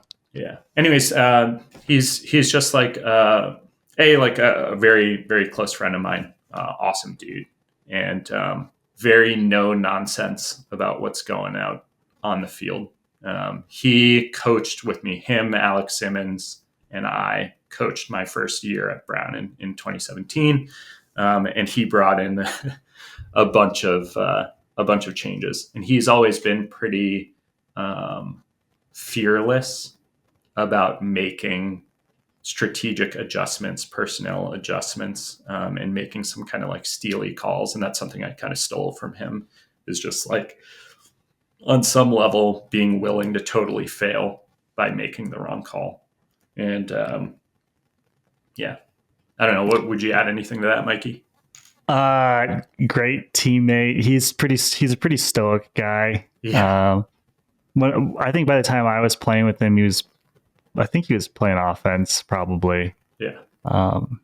And I think it would undersell how good of a thrower he is to even just mention how accurate his breaks were and how great his breaks were. Like he could throw anything. Yeah, he's a sniper. I used to like when I was a noob, he throws such crisp break throws. I would always get surprised and like drop it. He threw a lot of break. I disappointed him by he'd throw a lot of crisp break throws to me and they'd bounce right off my chest. And then like 5 Hodag vets would be like, what are you doing? That Hodag culture. I want to maybe ask you just a couple more lighthearted questions, but Kins, do you have any other tactics or like coaching questions for Jake? Well, the only other one I kind of thought of is because I'm curious, because you do Glory and DiG, just like, I mean, UFA, there's just, with the different rules, it just, allows for all these different tactics. Like, how do you get creative for the Glory to make up different strategies, while you're doing all this stuff? Are you consuming the API too? Are you pulling all the data? And I just got linked to the API. I am going to be like scraping that at some point, just because like, why That's not? Sounds cool. Yeah. Sounds cool. Yeah. And it lets me work on, I have some side projects with like kind of Stato type data. I've been just grinding on. How do I get creative? I haven't done a ton for Glory over the past year or so. I've like been a little more like personnel, kind of like backroom guy. This year looking to do a little bit more, but for me, it's like different rule set, kind of different playground. I think that like the wide field is an obvious one. The shorter stalls is an obvious one. For me, I do think like one of my soapbox things is the double team rule in what I'd term like true ultimate is stupid, and like it's time to leave it by the wayside. I think it's like, can you imagine the double team rule being used in the NBA or something? Like you can't put two guys on Steph Curry. Like the other guy has to be 10 feet away from him. Oh, so you like the double team? You're a big fan. I think the UFA double team is good. Like it's a good change, and I think we should apply it to like Club, regular ultimate, club USAU. ultimate. The reason here's my best case. Here's why the double team is still in the league or in the division or whatever, is to help new players develop. You don't want somebody at pickup the first time to have two people in their face, blocking their throw when they can't even throw up like a barbecue backhand. The thing is, like, that's true in the first time somebody plays basketball, and the way that gets handled is like socially, just like, don't do that. And if our problem is we have too many players that will like punish totally new players, like that's your problem. That you have assholes teaching people how to play ultimate. Totally. Not this rule has this like accessibility problem. Anyways, that's right. Because if it's the noob playing, like there's probably different priorities than like win at all costs, double his ass. Like what the fuck, just like, let's just. It's a learning environment, and like just make sure to learn. Anyways, that's my like soapbox thing. Anyways, I love it. For the UFA, I don't know. I'm excited about it. I think it's a new space. I do think the field width is like maybe a problem, but it does make it changes the game in a way that I find maybe a little less interesting, but that also could just be like, I haven't had that many touches on it. And as I get more familiar with it, I'll learn to see, the depth in it. Yeah. I mean, because it is so different, but I'm excited to see what you come up with, because it's so interesting, just like going from summit to club, and in club you want to create a lot of space, and then all of a sudden when you're playing in the UFA, it's like, holy shit, I'm so far away from you, like we can't even like string passes together because we're all so far away. Whereas like in club, that's like usually you're doing a pretty good job if you can create like a large amount of space. Where in the UFA, it's like, oh fuck, too much space in between us. Yeah.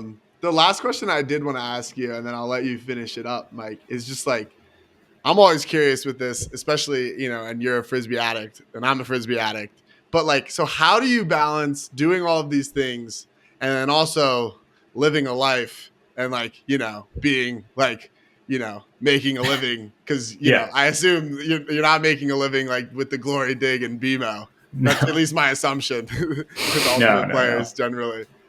Yeah. How do I balance that stuff with difficulty? I think I've definitely like created some frustrations in my personal life by doing as much as I've done. I have a very supportive partner, so that's helped a ton.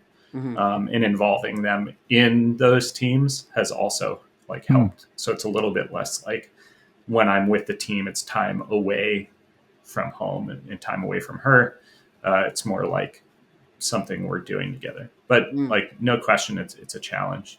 In terms of like professionally, I think the short answer is like, I got pretty lucky working for a couple startups that got acquired. And so like, I'm in a fortunate situation where I haven't had to do a ton of work over the past year or so. And so it's like afforded me the opportunity to coach like crazy. That's cool. You went the startup way. Yeah. So was that really hard at first? Because like if you were working on the startup, I imagine you had like to do a decent amount of work. Yeah. I mean, there was definitely like the 16-hour day kind of thing. I was a player at that time. I wasn't coaching. Right. Playing Elite Ultimate, once you get into the rhythm of things, like isn't too, like I was saying, it's like 6 hours a week at most. It's actually not that much. And I would need to work out just like for my own mental health. So like I had to do that maintenance anyway. That ended up being relatively easy. Like there's works that like the startup grind was a ton. And so like I worked at a company called Drizzly. that got bought by Uber during the pandemic. It was a home delivery service for alcohol. And when the pandemic hit, like business was booming, right? Basically, Right. and we had to work like crazy. And so like that time was intense, but in a way. But it was the pandemic, so you weren't doing all. Yeah, like we were all holed up. Wow, that's anyway. like a fucking dream, dude. Yeah, Holy shit! Yeah. That's like. That's what I'm saying. I got like that's by no awesome. virtue, I got very lucky. But that's so cool. And was that like just like some kind of startup that you like knew someone for? Or did you like apply? You just like some like application? Oh yeah, it was a networking kind of. Somebody told me to come over to this office. I rolled over and then got hired pretty early. I'm always just so curious about that stuff as an ultimate player, trying to dedicate my whole life to ultimate and also survive. It's I'm very interested. Yeah. Last thing. I have no solutions there. Like get lucky is a tip. I don't know. Get lucky, work on yourself. I mean, I feel like there's so many things, but it's cool that, you didn't have to, especially you got lucky with the pandemic, I suppose, and having a lot of your work be during then when you didn't have a lot of ultimate stuff going on. But, it's cool that you didn't have to sacrifice like your ultimate endeavors, like because that's always, I think, a struggle for me. It's like, I want to do ultimate all the time. And so how do I figure out how to like follow that dream while also making sure that money is continually going into my bank account?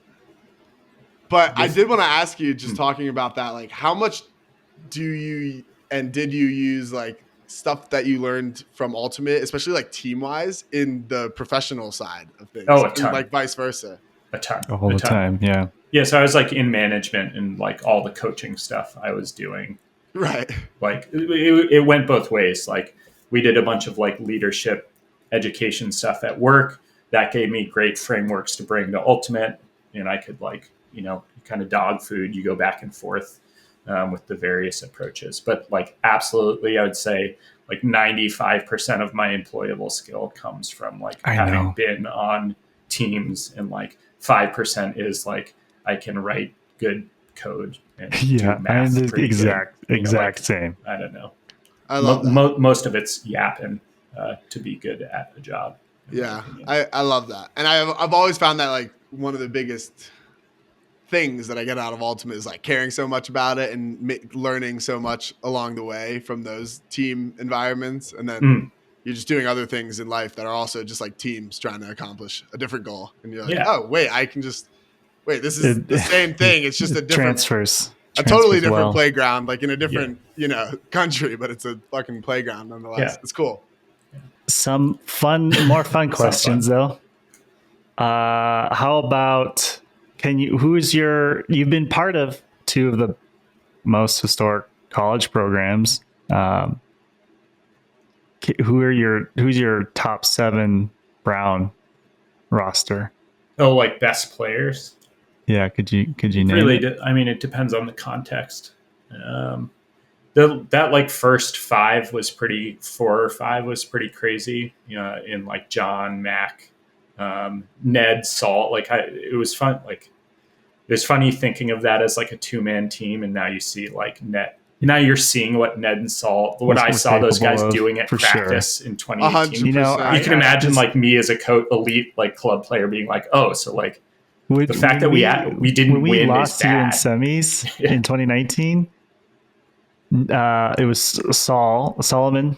What does he go by? Rushmeyer Bailey. He goes by Saul. He came to flip with us. I'm usually not really part of it, but I was like close enough. Yeah. And I have a feeling we all kind of like, who the fuck is this guy? Like, and then it turns out he was a huge part of the offense. Yeah. Just smooth breaks. Talk about soft skills, by the way. Like that guy, Saul, we didn't talk about this a ton, but like Saul is the type of player I'm so interested in because like there's no flash to his game. He's beating like there's ultimate players by and large really want to like see who can run the fastest 40 and who has the highest vert and stuff like that. And like Saul's game is all like gamesmanship and mental agility and like just the most unbelievable ability to execute I've ever seen. And like, man, I love I that. can't say enough good about his like soft skills. As a not great athlete myself, I love that type of player. Yeah. And actually, before you continue on the top The seven list. Brown, I forgot one question, and that is like, is your like offensive style, the front dominated style, is that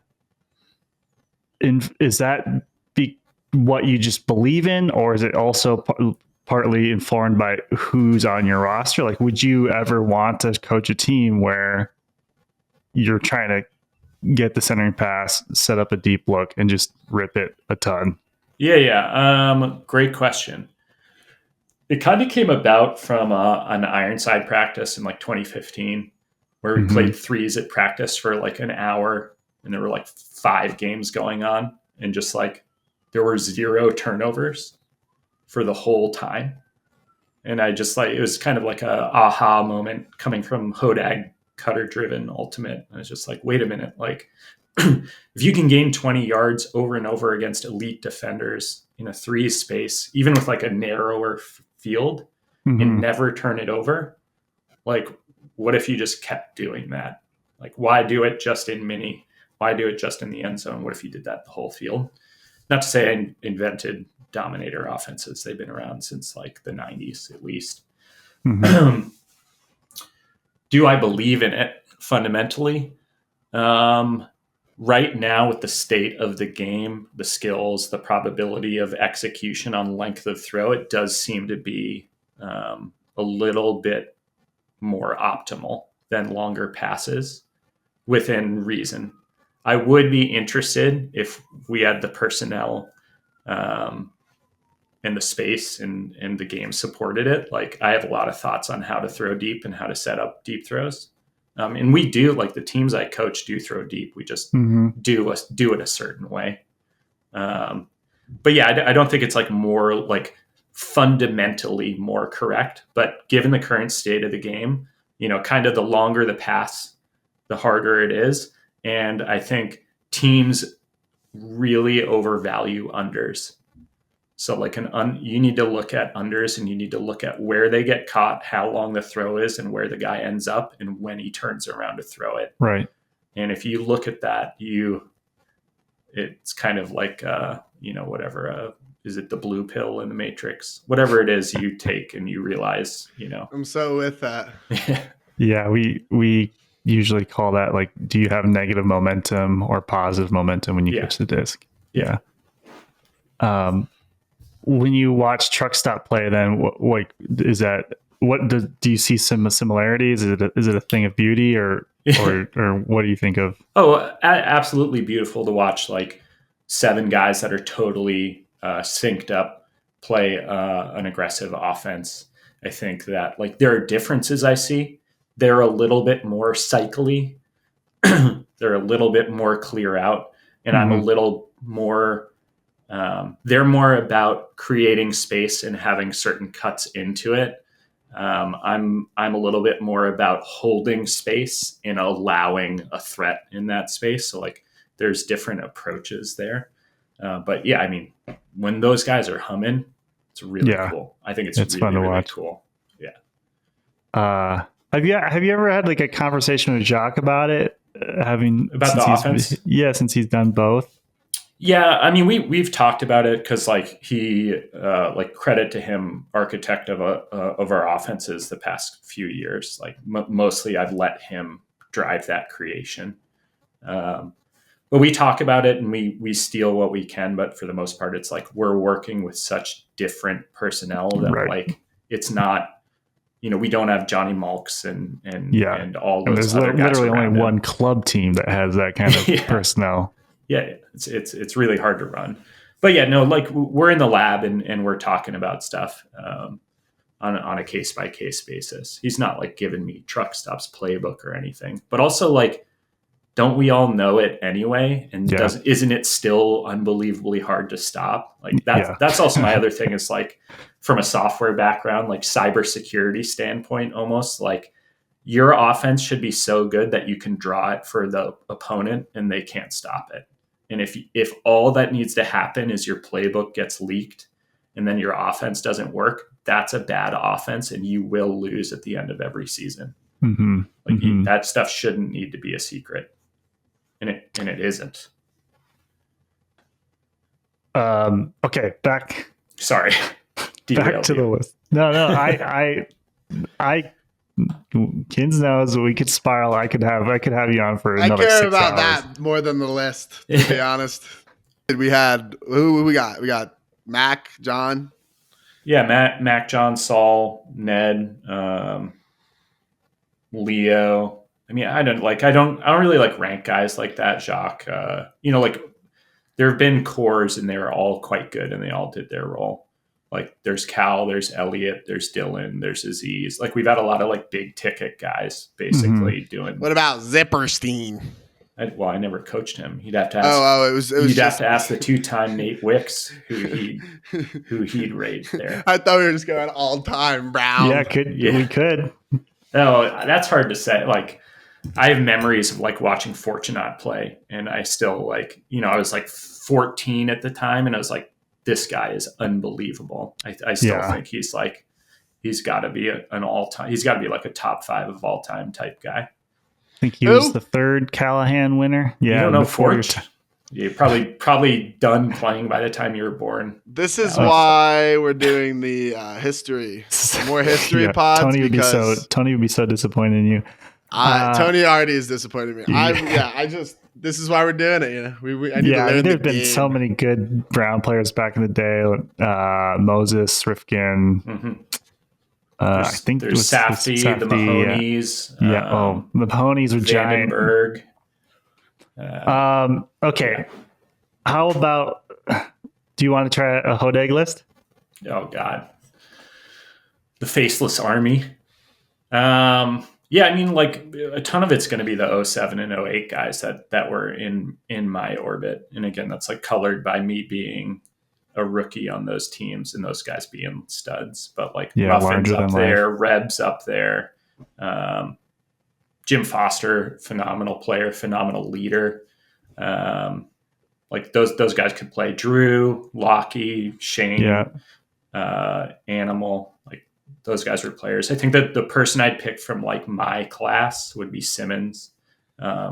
And like that's another guy who had incredible soft skills and was just he's a great leader. He's a competitor too. Like talk about a guy who knows how to win. Like he always he ran the slowest 40 one year when we did time 40s. And he said but like when the disc is in the air, I'm the fastest guy on the field. And like, he's kind of right about that. He was just like always in the spot to make the play at the end of the game. There was a year, I think it was 2008. So 2007, I played on a 1-year men's team. We were called the Van Buren Boys, and it was comprised of mostly mixed players in the Midwest. We scraped our way to dead last at nationals, but we made nationals. It was a big deal for us. And then the next year, everybody wanted to go back to mix, and I didn't.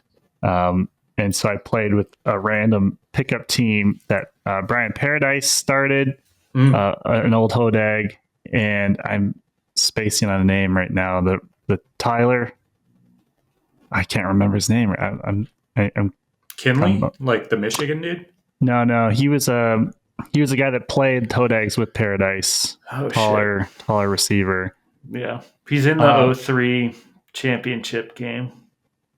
Yeah, I think so. But he put a team together called PBR, Paul Bunyan's Revenge, and Simmons played on the team. I think he had only played for the B team at Wisconsin at that point. Yep. And he was just D-line cutter. That was the only thing he did. He couldn't do. He had no skills. He was a decent athlete.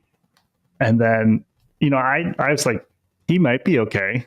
He might turn into a good player. And then he became such a strong force as a leader. Mm-hmm. He was like a center handler, O handler, a D handler at times, I'm sure. But I couldn't his evolution of a player was one that I really did not see coming. Mm-hmm. He doesn't fit the type.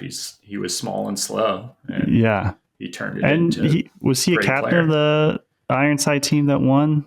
He's been a captain I of don't that know team. if he was he would have been de facto leadership if Yeah. not an elected captain, just because like he's that type of guy. Okay, how about my last question? All-time Hodags versus all-time Brown. It's a good question. I think with the style, so like it's different era. The skills are just so much better now from a throwing perspective, and the decision making is much different.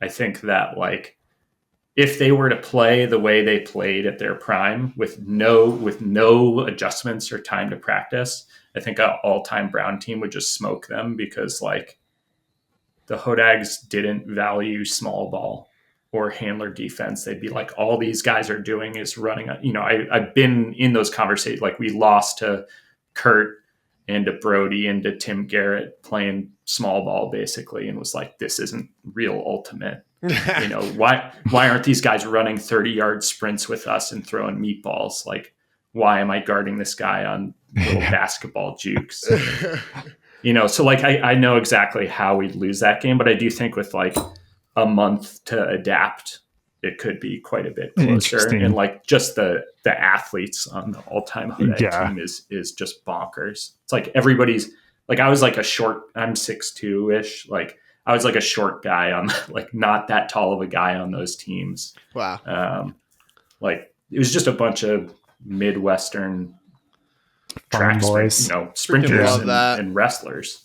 I love that. Yeah, I mean, I don't even think we mentioned like Dan Miller. We didn't mention Dan Heyman either, did we? Yeah, like they're definitely in that group too. Yeah, Miller and Heyman were incredible players. Actually, I did have. I'm curious about the cultures of the teams. Are you still in touch with the Wisconsin program at all? Like, are you closer with either program at this point? Well, I'm around Brown all the time, so like the day-to-day is there. I did just talk to the like Hodag leadership this fall, just like checking in and seeing how the team's doing. They had some questions for me. Mm-hmm. I just like I haven't been out there in a while, so I still like feel close to the guys that were in my class. And when I see them, I feel good. But like I haven't been out to the Midwest really in a while, except for nationals where our time was we were booked solid. Right. So yeah, no, I haven't been around the team as much lately. And like, I'm certainly not giving away like Brown stuff to the they program because I'm actively competing against them. Yeah. I'm like, I don't know, like maybe not spirit of the game, but like spirit of competition. Like I'm trying to beat them, and like totally, I don't want them to beat me. I do want them to do well though. As it should be. Yeah. What's the spring looking like for you with BMO? What tournaments are you going to? Going to the classics, warm up, Smoky and Easterns. Like the competitive circuit as best I know it for an East Coast team. New beginning, like new team, new era, figuring out. It's like a bunch of different problems. It's so interesting. And excited about that. That's cool. Yeah. Well, best of luck to you. I am curious to see how the team will perform. It is such a different team than the last few years. Yeah. We'll see. We're gonna find our own style of play, and like chance for me to work on some different skills as a coach. So like it's always pretty fun. I don't get to do what we've been doing, which has been true every year, but especially true this year. Yeah. There were the guys you lost were decent players for sure. Yeah. I think they were the best. We were lucky to have them like that. That's one of those like recruiting classes you get and you're like, oh yeah. Holy shit. Yeah. Especially because you had it with like in conjunction with like John was there. Overlapping with crazy. John too. It's just totally nuts. Yeah. Like honestly, after like Mac we leaves. arguably underperformed during that time, and like It's tough. Just when Yeah. you look at like UNC though and stuff too, it's Yeah. difficult. great. It's hard to win. Yeah, Yeah. it is hard to win. Um, God damn it. well, yeah, I won't see you out there in the regular season tournaments. I'm not coaching this year with CU, but Okay. I am planning to potentially show up at nationals and help out if they need it. So, Yeah. but It'd be good to catch up there. yeah, I'll be rooting for them if they play. Otherwise, hope you. Yeah, best of luck. All right, we got one Brown fan in the division. There you go. we take those. We can't root for Dark Side.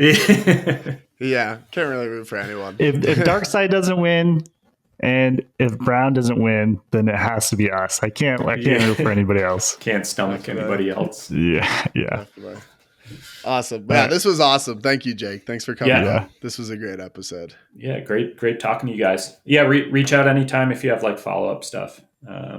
We will. Also, by the way, like I think this is awesome. I like what you guys do.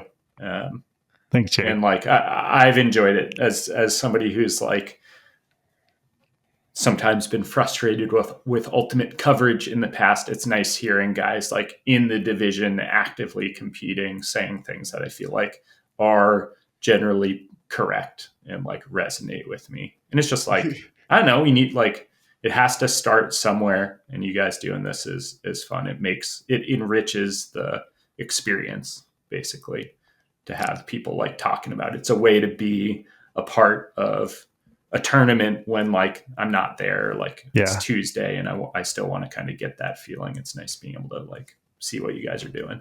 Thank you. Keep it up. Thanks for saying that. It really does mean a lot, especially from people that we respect so much, because we love this. It's a passion project for sure. I think some people give us a little shit for it, but that's okay. Oh, whatever. Yeah, I mean, I think it gets the Mikey more than it does the other people. Yeah, I guess. Like, what do they know? Like, yeah, who cares? What are they doing? All right, thanks, Jake. Cool. We'll see you. We'll talk soon. Thanks, Be seeing you. See ya.